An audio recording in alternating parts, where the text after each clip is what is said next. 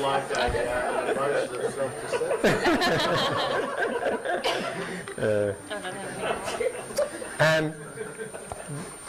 There were quite a number of times when I've received emails of people in quite strong self-deceptive emotions.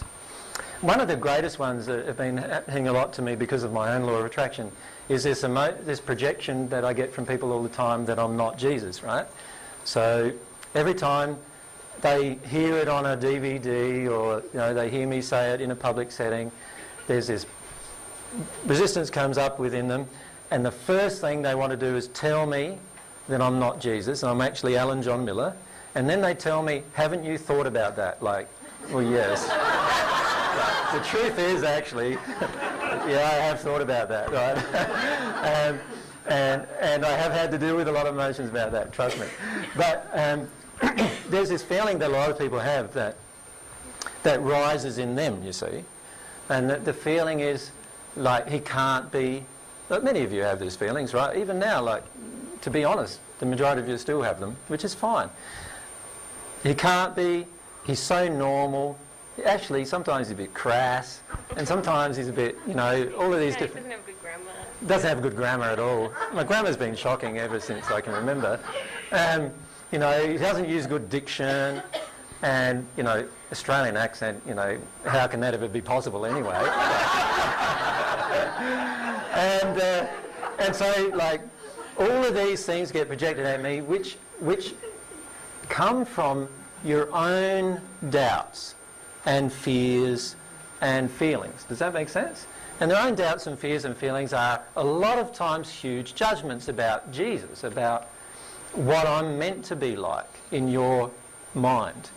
Many of you also have gone through this thing, well, why isn't he doing miracles? And why isn't he healing? And why isn't there this huge amount of people coming to him all the time? If he was so, like if he was Jesus, he'd be much better than what he really is now, right? And that's my law of attraction. That's certainly an emotion that I feel. And I have, like I was describing to Jane and Justin the other day, I have these strong feelings of the differential between where I used to be and where I am now. And if you can picture what it's like to fall from a 20-second sphere state to a first sphere state in the moment, in a matter of moments, and have the barrage of emotions hit you, you'll have an understanding perhaps of part of the grief that I have to go through at different times.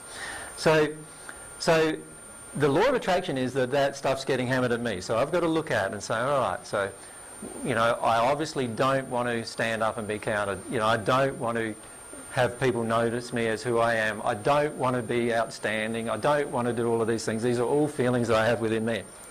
But on the other side, there's all these feelings inside of yourselves. And those feelings are like, if he was Jesus, he would be doing these things. But see, many of you don't understand the truth about it, and that is that in the first century, I only did the things that my father wanted me to do. Does that make sense to you? Like, I couldn't heal anybody unless my father wanted me to heal somebody. And the feeling I have right at this moment is when I get myself into a state where God can work through me, it's exactly the same feeling I had in the first century. Once that occurs, then God will be able to work through me. But it doesn't mean God will start healing people through me. God will use himself through me, just like God will use herself through Mary, once we get into the condition, but it may not be in the way in which you expect. And I have to also, as part of my progression, get rid of all of my expectations from my first century experience as to what I expect. All that has to go as well. Because then God can actually can operate through me completely.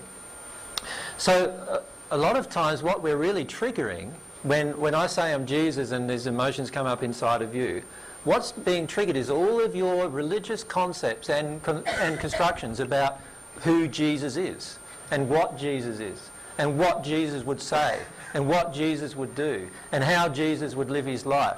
And, oh, he's got this sexy woman with him. Like Jesus wouldn't do that either, right? And because Jesus is all holy and pure and, like asexual, And these are all these constructions that we have about belief systems that have entered us emotionally right from childhood that we need to allow ourselves to trigger. And part of the mediumship exercises are about triggering a lot of these kind of emotions and actually coming to your own feelings about all of these things.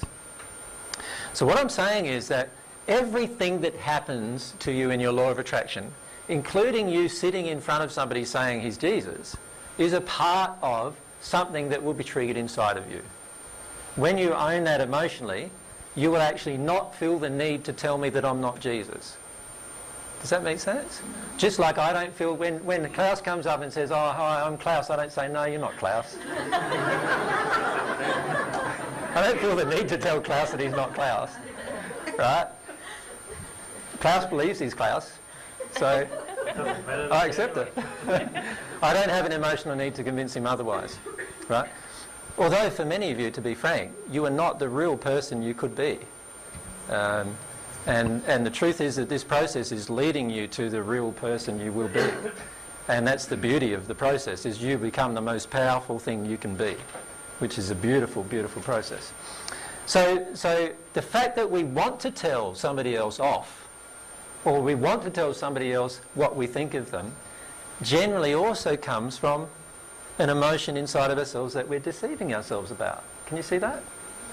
So if my motive for telling you something is just to berate you, criticise you, correct you, then my motive is already all unloving. Can you see why? Because if I was really loving, all I would want to do is just be love and be in truth with you, and not have an expectation of you that you respond to what I'm talking about in any way. So whenever I've got an expectation that you respond in a certain way towards me, I am now being unloving to you. I am now projecting at you a desire that I want you to satisfy in me. And as soon as I do that, I'm unloving. Can you see that? And this is why these emotions of self-deception, once we start recognising them, are so powerful to dismiss. Because once we start working through, oh, I'm needy. Bang, I'm into self-deception. Why am I needy? What's going on underneath? What do I feel? And you can get straight into these emotions because the law of attraction brought you an event which caused you to be needy. So therefore the same law of attraction is actually triggering a causal emotion which the neediness, the emotion of self-deception, is covering over. Does that make sense to you? It sounded quite confusing even to myself, I think. It was the right statement. The truth is that the causal emotion is the thing always that attracts an event to me. Right? So the event is attracted to me. If the instant the event is attracted to me, I respond in an emotion of self-deception, right? It's the same it's the same trigger event that can trigger either my causal emotion or the emotion of self-deception. Does that make sense? So whenever I'm in a self-deception emotion, I can tell myself instantly, actually, right now, right this moment, I am actually denying the causal. Do you see what I'm saying? So, like, if an event triggers me and I feel needy, or I feel like I want you to listen to me. Let's say I feel like that. I want you to listen to me. Right at that instance, the cause of my emotion of self-deception is, I need you to listen to me. The causal emotion is, nobody listens to me. And I just need to feel that. So rather than me opening my mouth and force you into listening to me, I need to close my mouth, right, and feel what's going on inside of myself, which is this terrible emotion that I'm never heard. Does that make sense? That I might as well be invisible because nobody actually hears me, sees me, wants to know me, wants to feel me, all those emotions. So can you see how when I'm in an emotion of self-deception there was a trigger, and that trigger is also there to access my causal emotion, because it's actually the causal emotion that generated the trigger. It's the causal emotion that created the law of attraction. Okay?